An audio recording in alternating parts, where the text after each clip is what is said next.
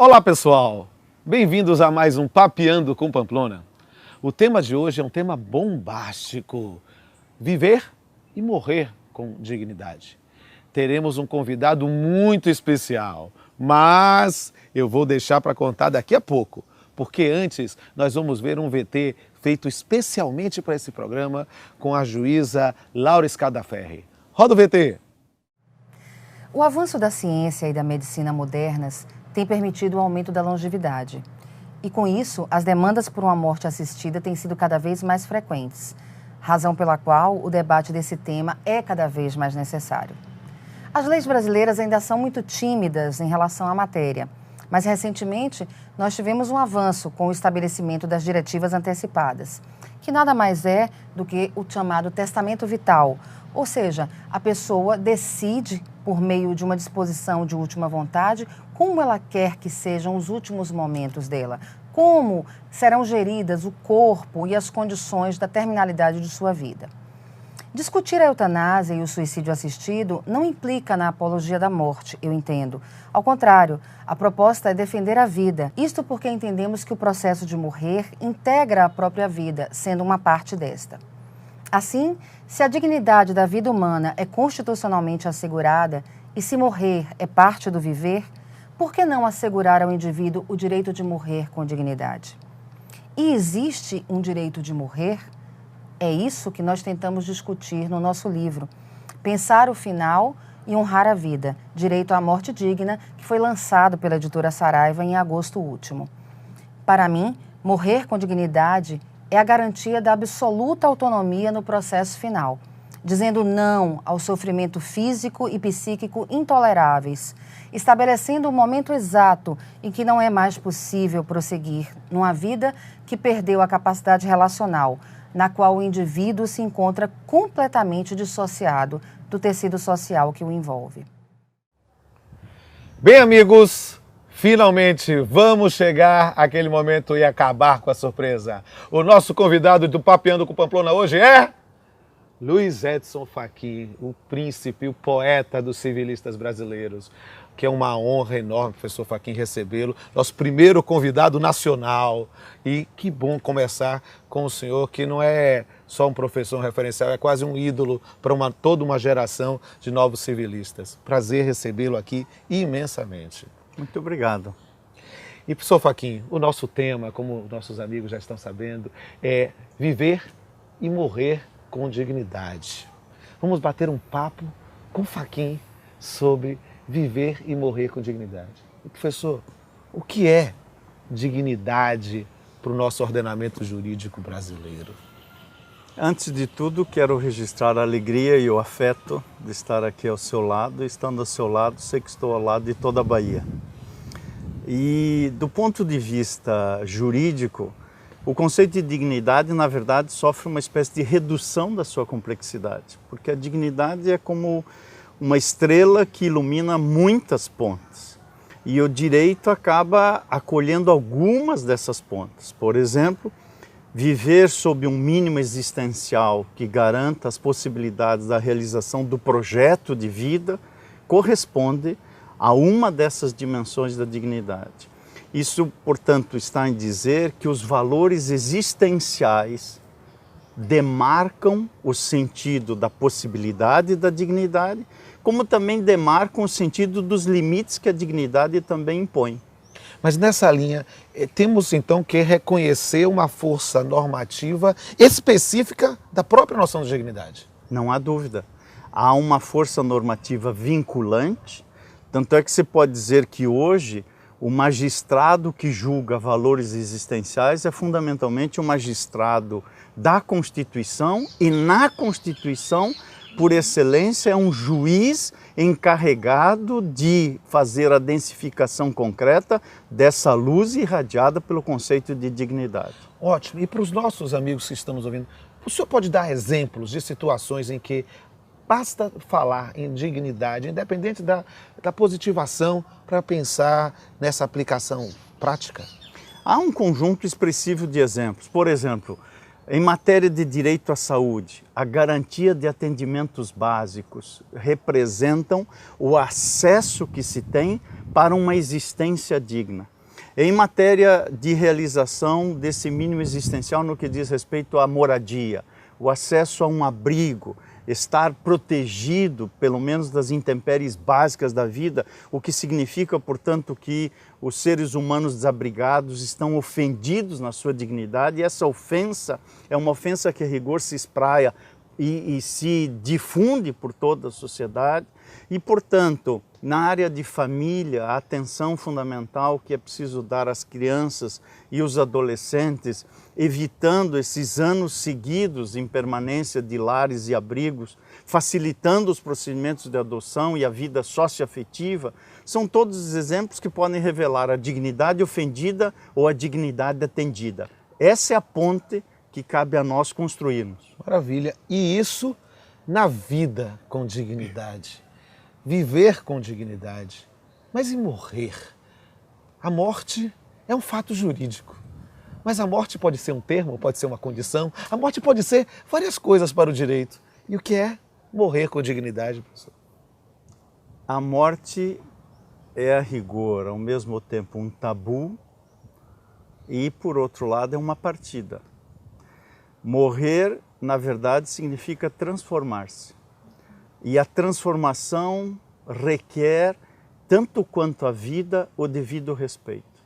Nós ritualizamos a vida. Nós nascemos, somos dotados de personalidade, praticamos atos e negócios jurídicos, nos apresentamos para o direito, realizamos o nosso projeto parental e socioafetivo, adquirimos coisas, vendemos, mas toda esta ritualização do viver, que precisa ser uma vida com respeito, respeito à diversidade, para que seja digna, parece que ainda não se projeta para essas situações que dizem respeito ao fim do projeto de vida. Porque é preciso compreender que um modo de atender a um direito fundamental de viver com dignidade encontra simetria num direito igualmente fundamental, que é o de morrer com dignidade. Ou seja, para que aquele que construiu uma história de vida não se sinta aprisionado num corpo que não lhe dá mais suporte a este projeto de vida, é fundamental que haja a possibilidade de construir essa passagem. E é por isso que a ideia da construção dessa passagem corresponde um pouco à superação desse tabu, do tabu que muitas vezes nega a morte como fato, por mais ordinário que seja, e é fato ordinário, quer no sentido jurídico, quer no outro sentido, mas superar a morte como tabu e olhar, na verdade, a morte com a complexidade e a singeleza que ela tem.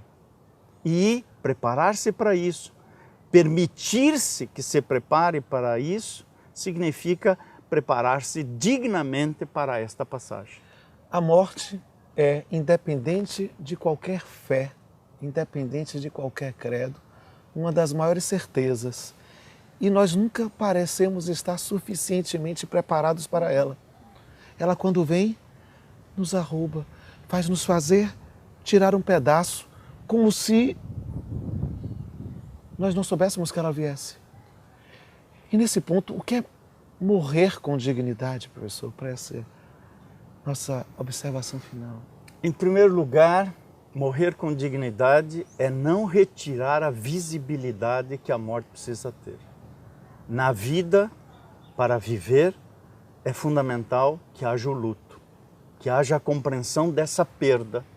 E a compreensão dessa perda significa, portanto, que o fim do projeto de vida, especialmente naquelas pessoas que vão pelo avançado da idade ou pelo acometimento de alguma patologia, perdendo o discernimento físico e psíquico, é preciso que haja, do ponto de vista da lei, do ponto de vista da ética, com o devido respeito das compreensões religiosas que precisam ser respeitadas, sim, mas é preciso que se desenvolva uma cultura em face da qual morrer, no fundo, é um renascer. Professor, Bater papo com o senhor é bom demais, mas eu não posso restringir esse privilégio a mim. Nós temos uma plateia ávida a querer ouvi-los. E por isso, professor, eu vou perguntar para o pessoal se tem alguém interessado em perguntar aí. Alguém quer perguntar? Olá, professor Fachin, Carla Elísio. Eu gostaria de saber se o regulamento vital no Brasil ele não vai de encontro à proibição da eutanásia? Veja assim, Carla. A questão da eutanásia suscita algo que no Brasil não há dúvida alguma tratar-se hoje de uma proibição legal, até mesmo quem a defina como homicídio doloso. Todavia, o testamento vital trata da ortotanásia. Em outras palavras, trata das circunstâncias em face das quais alguém não deseja apenas pôr fim à sua vida, mas as circunstâncias levam a um exaurimento das suas possibilidades de continuar vivendo de maneira minimamente digna. E nesse sentido, o que se evita é a chamada distanásia, que é o sofrimento desnecessário. Claro que é importante adjetivar esse sofrimento, porque a vida também não é só light, não é só quero saber o que pode dar certo, a vida dá muito errado. E nós nos tornamos adultos exatamente na medida que enfrentamos essas esquinas. E esse enfrentamento supõe um sofrimento, mas é um sofrimento que tem um fim em si mesmo, que tem uma finalidade da realização dos nossos desejos, das nossas aspirações. Mas quando o sofrimento se torna, evidentemente, um sofrimento desmedido e sem um fim, ele em si passa a ser um fim do próprio sofrimento, temos aí a distanásia. E a ortotanásia busca precisamente encontrar o que se chama da boa distância entre a vida e o depois da morte. Essa boa distância é a construção de uma passagem que a ortotanásia permite fazer sem que se chegue na eutanásia. Olá, professor, meu nome é Joelinha Araújo. Eu gostaria de saber se os conselhos de medicina podem estabelecer normas sobre o testamento vital sem que essas normas passem previamente pelo Poder Legislativo. Realmente, essa é uma questão que suscita alguma polêmica de saber se há uma reserva de lei, saber se o Legislativo deve previamente autorizar essa possibilidade de ter uma diretiva antecipada de vontade, mas eu entendo que aqui há um espaço de liberdade que pode ser construído mesmo na lacuna do Legislativo. As normas dos conselhos de medicina, nomeadamente do Conselho Federal, são normas de caráter administrativo, mas diante da ausência do pronunciamento do Legislativo, essas normas cumprem uma função importante, são vinculantes, não são apenas vinculantes para os médicos, mas também se dirigem aos destinatários principais, que são, obviamente, os pacientes. De modo que, sim, é possível dar eficácia jurídica diante a inércia legislativa. Seria bom que o legislativo fizesse o seu dever de casa, mas enquanto ele não faz, essas regras suprem, que podem ser colmatadas pela presença do judiciário num ou no outro caso, mas as regras suprem esse vazio. Oi, professor, meu nome é Maria Vitória. Eu queria saber como é que se operacionaliza no Brasil o testamento vital. O testamento vital, cujo nome não é dos mais felizes, porque a rigor testamento não é, ainda que de algum modo seja uma declaração unilateral de vontade, mas é para surtir efeitos em vida. Eu prefiro a designação que há na lei uruguaia sobre essa matéria, que diz tratar-se de diretivas antecipadas para efeito superveniente. Então, por exemplo, se eu tenho um diagnóstico que me leva a ter uma certeza médica plena no atual estado da arte, que vou ser acometido de uma doença e que daqui 5 anos eu perderei a capacidade de discernimento, eu posso antecipadamente emitir uma diretiva de vontade, quer quanto ao meu tratamento, quer quanto à minha representação jurídica, porque eu também posso incluir aí a instituição de um representante ou mandatário. De modo que o testamento vital, então, na verdade é um espaço de autorregulamentação do fim do projeto de vida. Eu queria agradecer a honra de estar aqui no Papeando com Pamplona e aproveitar a oportunidade de esclarecer uma dúvida acerca do direito assegurado à honra do morto. É possível? O morto, do ponto de vista jurídico, morto está, mas também do ponto de vista do prolongamento da sua personalidade, a sua personalidade, ainda que acabe formalmente, não acaba substancialmente. Tanto é assim que se um desafeto nosso falecer, nós não estamos liberados a retirar os freios inibitórios e dizermos tudo o que achávamos sobre esse desafeto, porque precisamente há, para o além da vida física, a proteção de um conjunto de direitos. Direitos personalíssimos há, paradoxalmente, que não acabam com o fim da vida biológica, nem mesmo com o fim da personalidade. Portanto, o morto é portador da sua dignidade, mas não o morto em sentido estrito, mas a sua memória, o seu projeto de vida que precisa ser respeitado. Portanto, morrer não é o fim. Olá, professor Fachin, meu nome é Tiago. Eu queria saber de quem é a legitimidade para defender a dignidade da pessoa depois da sua morte. A legitimidade diz respeito, do ponto de vista estritamente processual, à pertinência subjetiva a uma determinada lide. Então, quem pode, na verdade, defender a honra e a memória do projeto de vida do morto? Do ponto de vista estrito, nós podemos encontrar no direito civil essa resposta, estritamente falando, ou seja, aqueles que, na verdade, também estão legitimados pela relação parental a tomar essas medidas, quer sejam os parentes em linha reta, os parentes em linha colateral, mas de modo especial quem teve comunhão de vida, especialmente a companheira ou o companheiro. Mas isso numa dimensão estrita. Eu sustento que há uma ampliação do espectro dos legitimados ativos, porque nós podemos ter, em determinadas circunstâncias, legítimo interesse em defender a memória de outrem, que conosco pode não ter nenhum vínculo parental, mas que nos foi caro, por exemplo, do ponto de vista do afeto.